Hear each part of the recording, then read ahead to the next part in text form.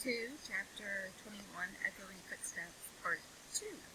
So now we've moved away from England and toward and into France to watch the storming of the Bastille. Headlong, mad, and dangerous footsteps to force their way into anybody's life. Footsteps not easily made clean if once stained red. The footsteps raging in Saint Antoine afar off, as the little circus sat in the dark London window. Saint Antoine had been that morning a vast, dusky mask of scarecrows heaving to and fro, with frequent gleams of light above the billowing heads, where steel blades and bayonets shone in the sun. A tremendous roar arose from the throat of Saint Antoine, and a forest of naked arms struggled in the air like shriveled branches of trees in a winter wind, all the fingers convulsively clutching at every weapon or semblance of a weapon that was thrown up from the depths below, no matter how far off. Who gave them out? Whence they came? Where they began?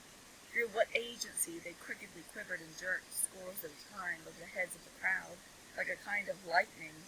No eye in the throng could have told, but muskets were being distributed. So were cartridges, powder, and ball, bars of iron and wood, knives, axes, pikes, every weapon that distracted ingenuity could discover or devise. People who could lay hold of nothing else set themselves with bleeding hands to force stones and bricks out of their places and walls. Every pulse and part in Saint Antoine was on high fever strain and at high fever heat. Every living creature there held life as of no account, and was demented with a passionate readiness to sacrifice it. As a whirlpool of boiling waters has a center point, so all this raging circled round Defarge's wine shop, and every human drop in the cauldron had a tendency to be sucked toward the vortex, where Defarge himself, already begrimed with gunpowder and sweat, issued orders, issued arms, thrust this man back, dragged this man forward, disarmed one to arm another, labored and strove in the thickest of the uproar. "Keep near to me, Jacques 3, cried Defarge. "And do you, Jacques 1 and 2, separate and put yourselves at the head of as many of these patriots as you can. Where's my wife?"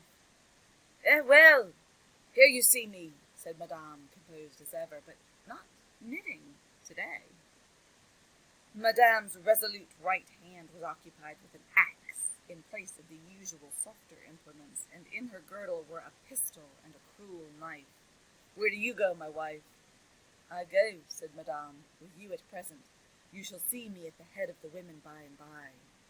"Come then," cried Defarge in a resounding voice. "Patriots and friends, we are ready. The Bastille!"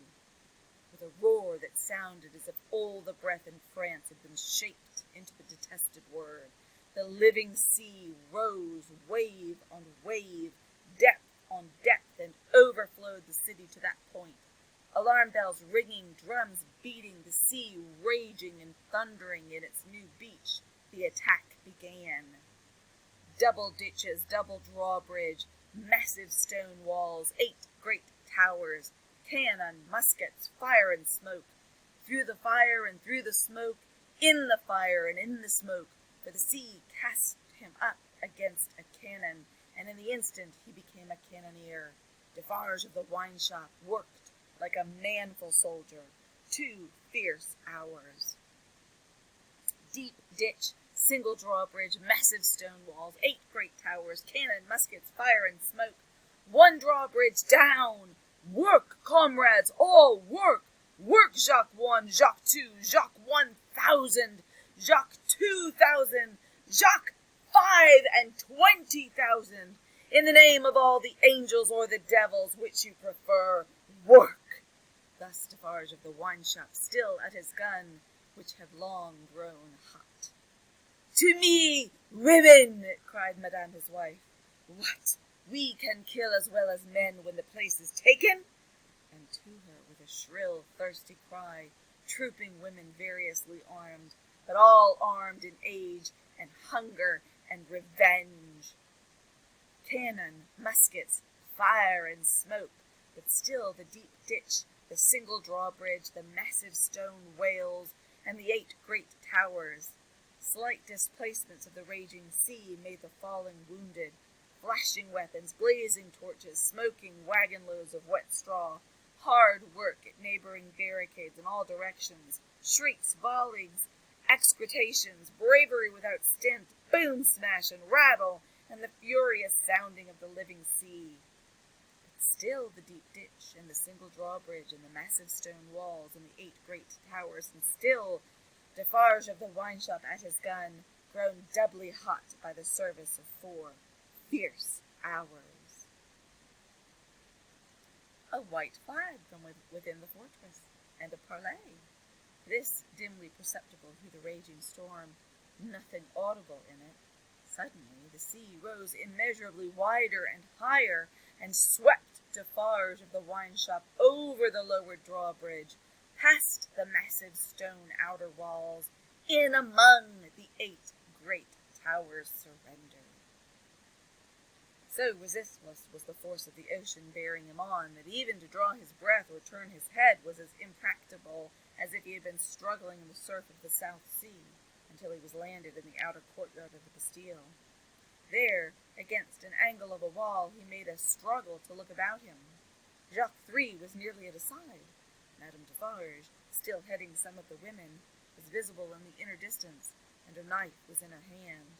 Everywhere was tumult, exultation, deafening and maniacal bewilderment, astounding noise, yet furious dumb show. The prisoners! The records! The secret cells! The instruments of torture! The prisoners! Of all these cries and 10,000 incoherences, the prisoners was the cry most taken up by the sea that rushed in, as if there were an eternity of people as well as of time and space. When the foremost billows rolled past, bearing the prison officers with them and threatening them all with the instant death if any secret nook remained undisclosed, Defarge laid his strong hand on the breast of one of these men, a man with a great grey beard, a great grey head, who had a lighted torch in his hand, separated him from the rest, and got him between himself and the wall. "Show me the North Tower," said Defarge. "Quick!" "I will, faithfully," replied the man, "if you will come with me. But there is no one there." "What is the meaning of 105 North Tower?" asked Defarge. "Quick!" "The meaning, monsieur? Does it mean a captive, or a place of captivity, or do you mean that I shall strike you dead?" "Kill him!" croaked Jacques III, who had come close up. "Monsieur, it is a cell." "Show it me." "Pass this way, then." Jacques III, with his usual craving on him, and evidently disappointed by the dialogue taking a turn that did not seem to promise bloodshed, held by Defarge's arm as he held the turnkeys. Their 3 heads had been close together during the brief discourse, and it had been as much as they could do to hear one another even then, so tremendous was the noise of the living ocean in its eruption into the fortress, and its inundation of the courts and passages of the staircases. All around outside, too, it beat the walls with a deep, hoarse roar, from which occasionally some partial shouts of tumult broke, and leaped into the air like spray. Through gloomy vaults where the light of day had never shone, past hideous doors of dark dens and cages, down cavernous flights of steps, and again up steep, rugged ascents of stone and brick, more like dry waterfalls than staircases, Defarge, the turnkey, and Jacques III, linked hand and arm, went with all the speed they could make. Here and there, especially at first, the inundation started on them and swept by, but when they had done descending and were winding and climbing up a tower, they were alone. Hemmed in here by the massive thickness of walls and arches, the storm within the fortress and without was only audible to them in a dull, subdued way, as if the noise out of which they had come had almost destroyed their sense of hearing. The turnkey stopped at a low door, put a key in a clashing lock, swung the door slowly open, and said, as they all bent their heads and passed in, 105 North Tower. There was a small, heavily grated, unglazed window high in the wall, with a stone screen before it, so that the sky could only be seen by stooping low and looking up. There was a small chimney, heavily barred across, a few feet within. There was a heap of old feathery wood ashes on the hearth. There was a stool and a table and a straw bed. There were 4 blackened walls and a rusted iron ring in one of them. "Pass that torch slowly along these walls, that I may see them," said Defarge to the turnkey. The man obeyed, and Defarge followed the light closely with his eyes. "Stop! Look here, Jacques." "A.M.," croaked Jacques 3 as he read greedily.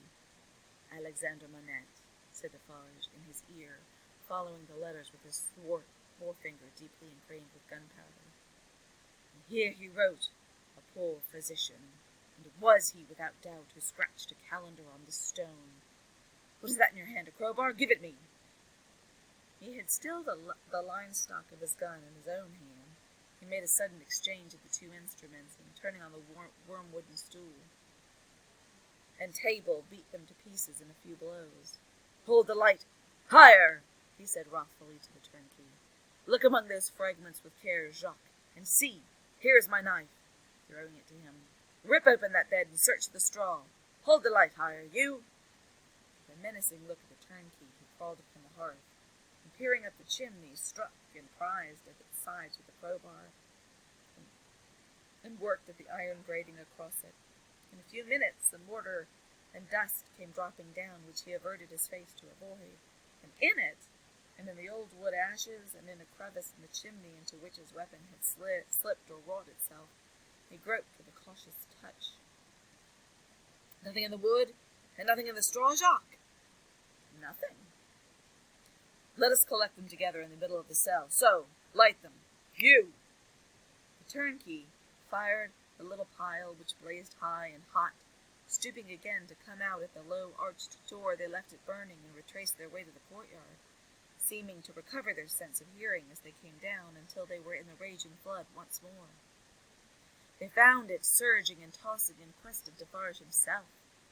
Saint Antoine was clamorous to have its wine-shop keeper foremost in the guard to open the governor, who had defended the Bastille and shot the people. Otherwise the governor would not be marched to the Hôtel de Ville for judgment. Otherwise the governor would escape, and the people's blood, suddenly of some value after many years of worthlessness, be avenged. In the howling universe of passion and contention that seemed to encompass the grim old officer conspicuous in his grey coat and red decoration, there was but one quite steady figure, and that was a woman's. "See! There is my husband!" she cried, pointing him out. "See, Defarge!" She stood immovable close to the grey old officer, and remained immovable close to him. Remained immovable close to him through the streets, as Defarge and the rest bore him along. Remained immovable close to him when he got near his destination, and began to be struck at from behind. Remained immovable close to him when the long-gathered rain of stabs and blows fell heavy. Was so close to him when he dropped dead under it, that suddenly animated, she put her foot upon his neck, and with her cruel knife, long and ready, hewed off his head. The hour was come when Saint Antoine was to execute this horrible idea of hoisting up men from Lance to show what he could be and do. Saint Antoine's blood was up, and the blood of tyranny and domination by the iron hand was down on the steps of the Hôtel de Ville where the governor's body lay, down on the sole of the shoe of Madame Defarge where she had trodden on the blood on the body to steady it from mutilation. "Lower the lamp yonder," cried Saint Antoine, after glaring round for a new means of death. "Here is one of the soldiers, to be left on the ground." The swinging sentinel was posted, and the sea rushed on. I'd like you to skip this paragraph and this paragraph to the last paragraph. 7 prisoners were released, 7 gory heads on spikes, the keys of the accursed fortress of the 8 strong towers. Some discovered letters and other memorials of prisoners of old time, long dead with broken hearts and such, like the loudly echoing footsteps of Saint Antoine escort through Paris streets in mid-July, 1789. Now, heaven, defeat the fancy of Lucie Darnay, and keep those feet far out of her life, for they are headlong, mad, and dangerous. And in the years so long after breaking of the casket Defarge's wine-shop door, they are not easily purified.